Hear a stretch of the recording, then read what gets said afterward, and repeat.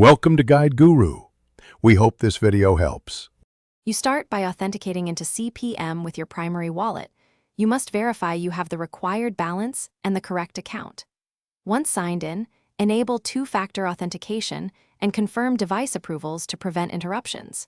Make sure to copy the recipient address exactly. One wrong character can lose funds. Also check CPM's minimum transfer amount and estimated network fee, because you will need to include the gas to avoid failed transactions. You now build the transaction in CPM, choose the coin and specify the amount or a percentage of your balance. Next, paste the recipient address and validate it using checksum or by comparing the first and last 6 characters visually. Make sure you didn't introduce whitespace. Once done, review the fee breakdown and any CPM conversion rates shown. This is where mistakes often appear. Approve the preview to sign the transaction locally with your wallet. The platform will then broadcast to the... You finish by confirming the broadcast and watching for block confirmations. Copy the transaction ID immediately and monitor it on a block explorer.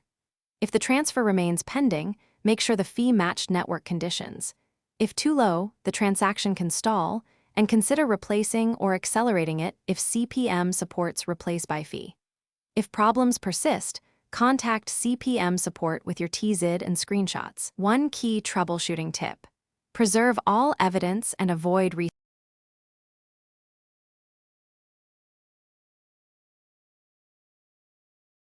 Thanks for watching. Consider subscribing if we helped you today.